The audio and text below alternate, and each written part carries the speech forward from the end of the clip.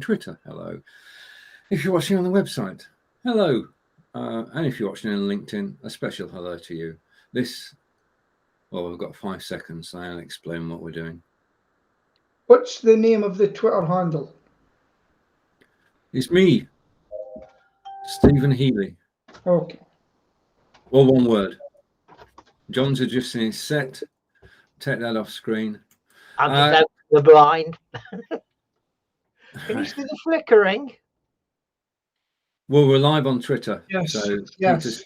Peter's tracking it down.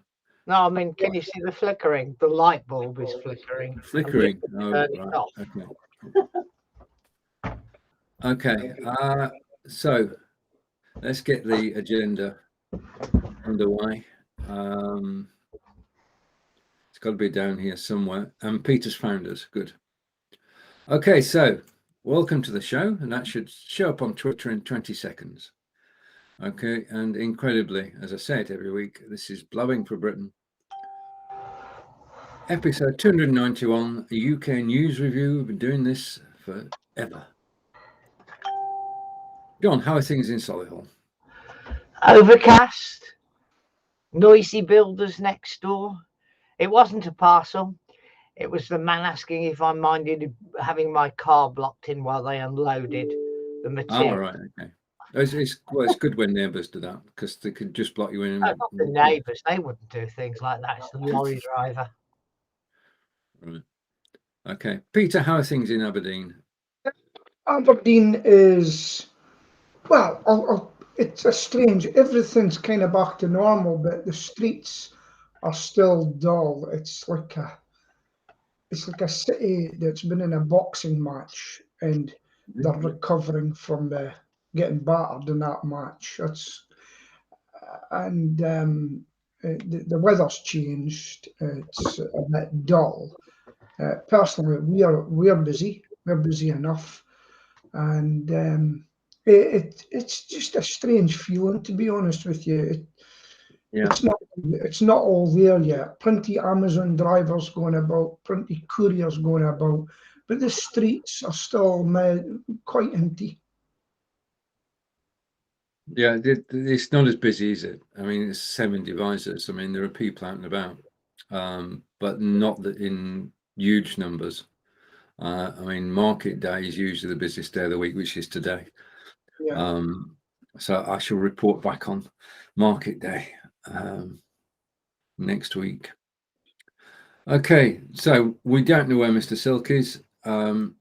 He's not let us know, so we're going to assume that Mr. Silk is busy out working, which is good. And it's a question of where do we start? I think Afghanistan. What a good shout that is, Peter. Right. Peter, your thoughts on what's going on at the moment?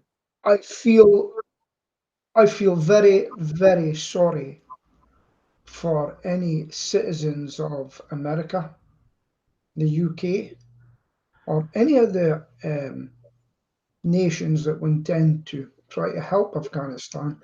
I feel sorry for the people that have been left behind and are in fear of their life at the moment. I feel sorry for the Afghanistan people because life is going to change for them. There's no question in that. Life is going to go. It's going to change no matter what they say. And I feel sorry that people are having to clamber onto a plane and think that they could hold on to a plane to get out. Desperation. Yeah, absolutely. It's just a shame. Now, I know we've said they've got to get those Afghanistani we've got to get those Afghanistani people that helped the coalition forces, like interpreters. We've got to get them out of there. We've got to get them out of there. They've served us, they looked after us, and they helped us, and their life was always at threat, and their lives are going to be much more in threat at the moment. So, and I was actually listening to a 22-year Royal Marine who set up an animal sanctuary, and I seen him live this morning. telling us about the situation. They've donated people have donated a lot of money to get. I think it's 27 people that work with them, including a pregnant woman. They've had to go into hiding, and they've got a lot of money, and they're taking not only them, but taking animals back too, to hope for any country they can get to. And he's asked everybody to petition the White House and petition the UK government and bombard them with emails saying you need to do something about it. So it's a very painful situation. I'll leave it to others to have their say. Well, what we do know is that President Biden said yesterday that he or the US troops will stay beyond 31st of August, which was the deadline they set themselves.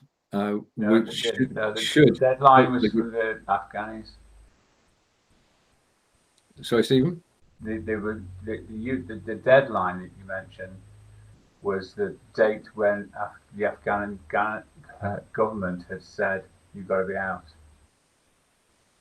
Yeah, we can see your hair.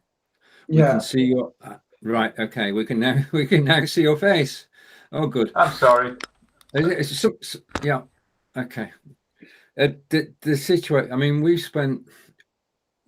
the West has spent 20 years westernizing Afghanistan, and suddenly a switch has been thrown, and it's now become again a Muslim country. And as Peter alluded to, that means a different way of life, doesn't it, John? I think so. I've not really kept up with this, if I'm totally honest. So I'm not all that familiar with actually what's happening. Right. Now, Sorry. I do believe that they were asking the president who scampered from the country to come back. I think there's talks there or something like that. Quite interesting. It's alleged that there's so much misinformation, I know, but it's alleged that he had 160 million quid in cash when he left. Yeah. It's such a desperate situation. It is. Having left, that we can have very little influence. I mean, if we start putting sanctions on Afghanistan, it doesn't affect.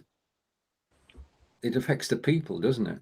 There have been sanctions for 20 years. Yeah. And again, it was a medieval. I'm not saying this in a nasty way, but there was no technology. There was no very little resources and stuff. But it's and to your point, $1 trillion spent by the Yanks, I guess. Yeah. And if you believe what Biden says, he sort of said that we spent all this money to build up the government and all parts of the government, and then the government sort of said, "Nah, tell you what, we'll let the Taliban back in." How are we supposed to deal with that? No, but I mean, one of the parts of President Biden's speech was, if the Afghans can't look after themselves, then why should we? Can't and won't. Yeah, that's it. That's true. It's a horrible reality, isn't it? It's a horrible reality. Yeah, we do want to see people who are British or American or European be airlifted out safely, and then as President Biden actually said, leave them to their own devices. I mean, we went in there after 9/11 to actually prevent terrorists operating from Afghanistan. Okay, and the way to do that was to remove the Taliban and to remove the terrorists. And in that, our army, our armies succeeded. Yeah. Yeah. To the best of our knowledge, as we have been told, there are no terrorists on Afghanistan soil now. And the Taliban agreed with President, what's the guy's name? President Trump, that in return for, the Taliban would not encourage terrorists to be based in Afghanistan. And that's the deal. Now, what's going to happen? We just don't know. That's a bit of the deal. He also released 5,000 Taliban prisoners, including a guy who had been at Gitmo, who is now the president, or very, very influential. I mean, you won't be surprised that I blame this on Trump and Pompeo for the deal. Well, one of the deals was that no soldier would be. I was an American soldier killed during the deal. But listen, we had the same problem with the Irish Republican Army, etc. And in the end, and nobody liked it really, you had to negotiate with them. You had to negotiate in the end because it would have went on and on and on. Now, President Trump said, right, we can't stay here forever. We've got to get out of there. And he implemented it. Why didn't Obama not implement? He implemented it, and because he lost the election, this is what happened. And I'll tell you, America at the moment is actually a different place now. It's the Democrats are imploding at the moment because of what's happened, right? No, not true, Pete. Sorry. Well, in my view, it is because your view it is, and yeah, my view, I haven't seen Kamala Harris for a week.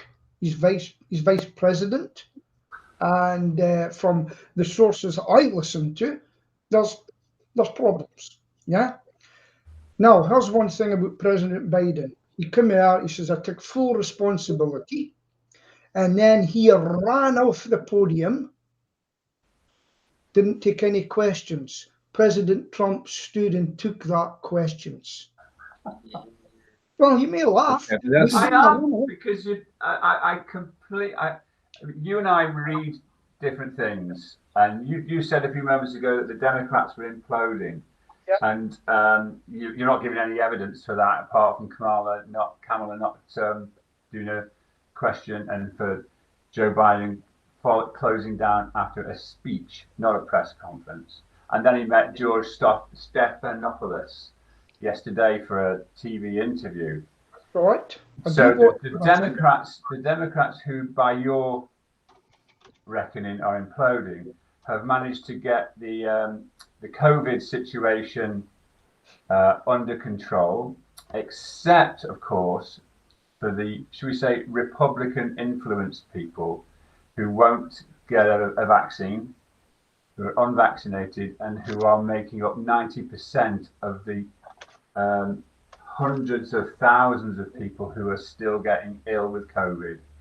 So Biden did exactly what he promised. He got the vaccine out and saved many lives. He then got the first of the America First. President Trump got the vaccine made faster, and President Biden took the end tail of it to get it to. Let's change topics slightly, because we're getting on to rhetoric rather than fact. Right. No. Sorry. No, I'm sorry, Stephen. No. Sorry, I just want the topic, that particular topic, closed. I don't mind closing it down. I'm not happy to saying that we're getting rhetoric over facts. That is not. I wasn't aiming it. Oh. So yeah, I don't mind closing it down. Don't mind. You can deplatform me and Pete for sure. I think there's only one way to settle this. Boxing match. You and Pete in the ring. Can we do that virtually? I'm not sure. Let's move on then.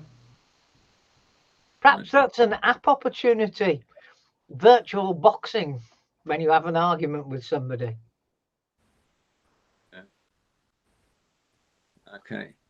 I've got a situation where I don't think I'm going to put any topic up, and it's actually going to be Well, give it a go. Give it a go.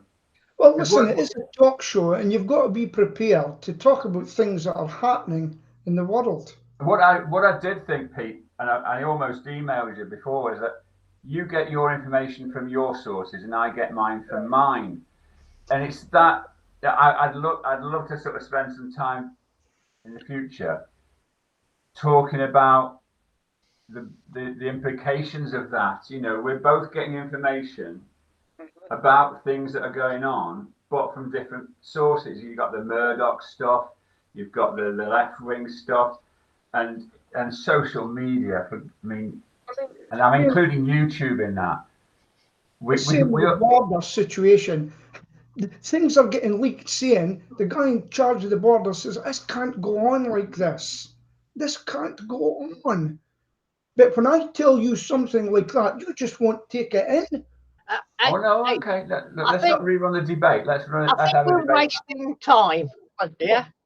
Can we move to the next topic, eh? And please not be Boris and Afghanistan, because that's the same topic to me. No? Nando's. They ran out of chicken and sauce, apparently. Stephen's gone very silent. Yeah. Please come back, Stephen.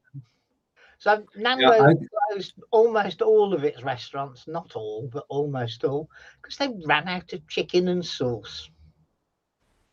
Yeah, there's an industry spokesman this morning saying that they've got 16% vacancies in the supply chain for chicken, and that is the root cause of the problem. I just want to make one political point here, that the Nando's restaurants in Ireland don't have a problem at all with chicken. Okay, it's the English and the Scots and the Welsh Nando's that have got a problem with chicken. It's a supply chain thing. They don't think it's going to affect chickens in the supermarkets, but certainly in supplying